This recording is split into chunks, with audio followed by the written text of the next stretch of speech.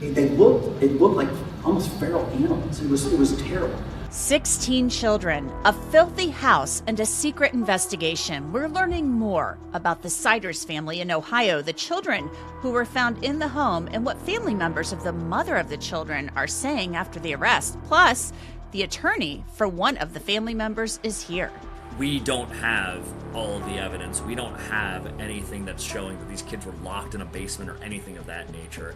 This is not what people are trying to portray. On June 30th, deputies in rural Ohio walked into a house expecting to serve a routine warrant. What they found instead has stunned investigators who've spent decades in law enforcement. 16 children, one small room, and a family that had spent years learning how to disappear. This is the story of the Siders family of Hamden, Ohio, and right now, it's still unfolding. Hamden is a village of about 700 people, tucked into the hills of Vinton County in southeastern Ohio. It's the kind of place where people assume they know their neighbors. But on a quiet street called Omer Street, something had been hiding in plain sight for years.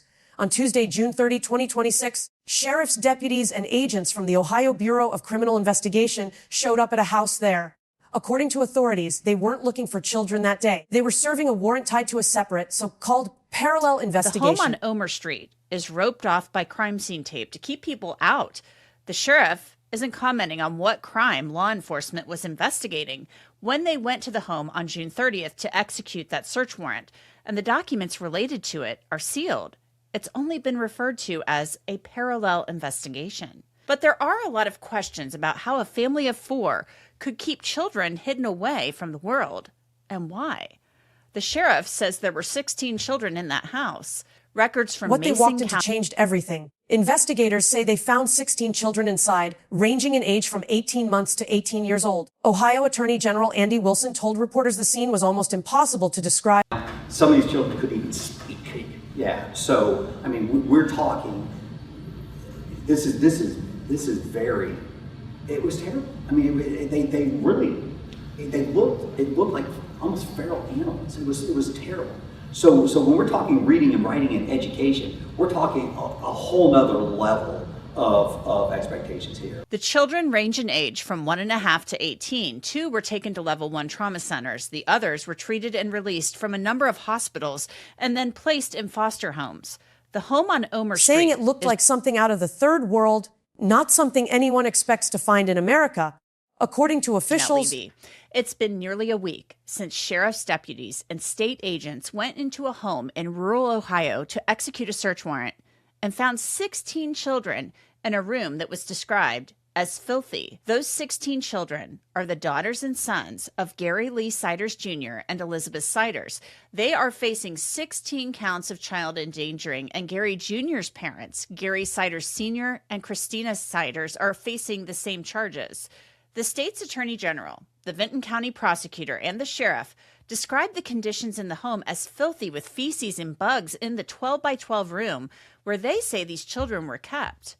The children were largely confined to a single 12 by 12 room inside a house with only 5 rooms and 1 bathroom for what turned out to be 20 people living there. Investigators say the smell alone made parts of the home difficult to search, and some areas were reportedly too contaminated to fully process. Property records show the home is barely 1,300 square feet, sitting inside a trust left behind by a Hamden woman who passed away last year. Officials say several of the children needed immediate medical attention. 7 were taken to hospitals that day, 2 of them airlifted because their conditions were considered serious. The attorney general later said something that's hard to sit with, that if the search had happened even a day later, some of the children might not have survived. 4 adults were arrested. Gary Siders Sr., 73, and Christina Siders, 67, the grandparents, along with Gary Siders Jr., 36, and Elizabeth Siders, 33, the parents. All 4 are charged with 16 counts of child endangering, a second-degree felony under Ohio law. All 4 have pleaded not guilty. It's worth saying clearly because it matters these are charges, not convictions. Under the law, every one of them is presumed innocent unless and until proven guilty in court. Right now, the 4 are facing what's called a criminal complaint, filed by prosecutors to justify holding them. But that's not the same as a formal indictment. Before this case can move toward trial... Well, I would say there's multiple responses. The first one, I do want to clarify for anyone who might be seeing this. They're currently facing a complaint with 16 charges, which is actually an amended complaint from an original complaint that was 17 charges. And that complaint, in the state of Ohio, you have the right to a grand jury proceeding whereby you have to present facts to a grand jury, and a grand jury will return an indictment if they think there's probable cause. So at this point, they're facing criminal charges in a complaint, but that is not what the state can proceed forward on if they were to go to trial. So first and foremost, the state still already has that extra hurdle to get over. Now, naturally, getting past the grand jury hurdle is not always that difficult, but it's not unusual for a complaint to show a certain number of charges or degree of charges, and then once they get to the grand jury, it becomes something vastly different. So we'll have to see what happens when they get to grand jury. That's the first thing. The second one is, and that's a really low bar. It's probable cause. Absolutely. Is the bar at a grand jury. It's a low bar, but to say that I haven't seen no bills or that you see charges at the complaint stage as felonious assault, for instance, then by the time you get to a grand jury, maybe it's only aggravated assault, which is 2 full degrees Prosecutors less. So, have to take their evidence in front of a grand jury, which decides whether there's enough probable cause to proceed. Defense attorneys have already pointed out that charges can, and sometimes do, change significantly between that initial complaint and whatever the grand jury ultimately returns. To put it plainly, this case is still in its earliest legal stages. A lot can shift in the weeks ahead, and very little of the physical evidence has been made public so far. Bond was set at $300,000 each. The county prosecutor said publicly that this does not appear to be a trafficking case.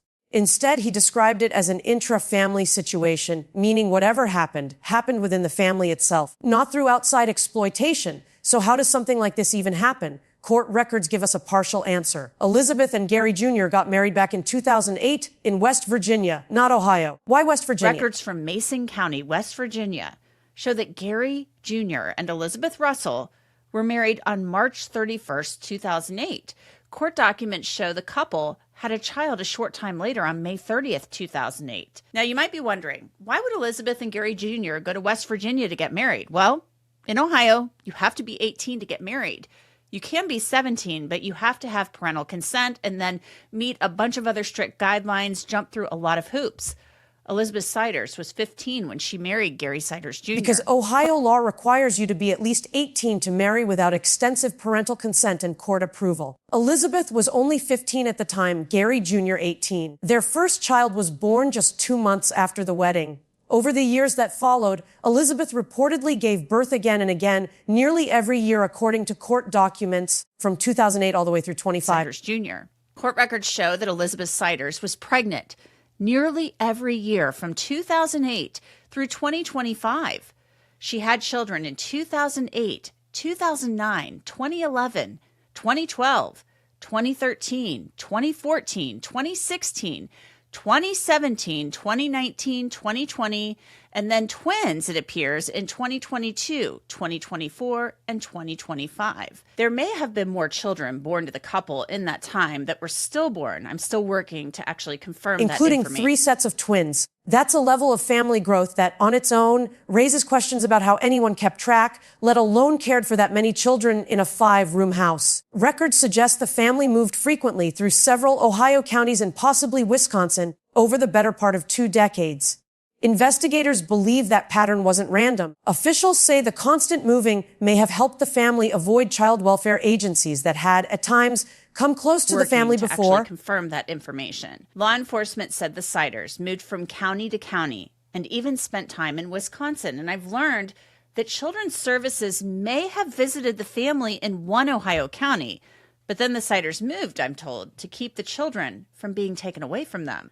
The Siders, according to the sheriff, have lived in the house on Omer Street in Vinton County for the last 4 years. Elizabeth Siders doesn't appear to have social media accounts, but Gary Jr. does. On June 5th, 2014, Gary Siders posted on Facebook and get married. And why? Elizabeth's brother, Jeremy, posted on Facebook on June 30th, "My sister just wrapped her life up due to indoctrination. It is 100% real. 20 kids and younger than me. The math equals immature piece of you-know-what man involved. I met this dude couple of months ago. Shook my hand like a baby would. Super soft hands. Definitely never worked a day in his life. I should have took him out that night. I was thinking about it, but my sister, I was happy to see. Been 15 years. You lost touch with your family, followed another. Look what happened." Now, I reached out to Jeremy Russell, but at the time of this recording, I haven't heard back from him. On Sunday, Jeremy Russell then wrote, Got a lot of Facebook investigators, LOL. You're in for a ride. I've been telling you all. My remorse? I don't care. I really don't. That's sad. I tried many times. Ask my ex. She knows. I was the one harassing. I love my sister. However, everyone knew about it. I told everyone. Welfare supporters to the maximum. So state knows something. I don't get it. Just Regretted leave me not alone. stepping in sooner after meeting her husband. He later added that he'd told welfare workers about concerns before and questioned why nothing had been done. Another relative pushed back hard on the state's description of the children, sharing what looked like old social media messages, arguing that at least some of the older kids could clearly read and The write. oldest couldn't spell her name. But one of Elizabeth Sider's brothers is disputing that his oldest nieces are illiterate, even posting screen grabs from social media accounts attributed to them. Joey Russell posted on Facebook, I thought my nieces couldn't read or write. These are messages between her and her ex-boyfriend. He says they had to break up because of her neighbor Mike. He sent proof of everything. The lies need to stop. The speculation needs to stop. Clearly the neighbors knew. Clearly she could read, write, and speak. We just want the damn truth. Praying day and night for my nieces and nephews. Now, Directly contradicting officials who said the oldest child couldn't even spell her own name. That relative insisted neighbors must have known something and... Now, how the teenage girls were able to post on social media isn't clear. Did they have phones, an iPad, a laptop? We don't know. Then another family member posted on Facebook on the 4th of July, well, part of me wonders if she, meaning Elizabeth, wasn't mentally conditioned to think this was okay. The mom in me knows it doesn't matter because there's absolutely no excuse for dragging your kids or any human through your BS to this degree. In my opinion, she's guilty to an extent simply because she is an adult. The justice system will handle the situation however it sees fit. I'm cool with that. But I feel like this also needs to be said. Lots of people failed those babies, and they continue to fail lots of others all over and keep the pattern continuing by not intervening when things aren't quite right. Kind of like see something, say something, or even, see something, do something. People all over the USA right now keep saying, oh my God, how did this even happen? Most people can't fathom, and I really wish I couldn't either, but here's my idea. Generational poverty, deeply embedded trauma, mental illness, and systemic failure by other family and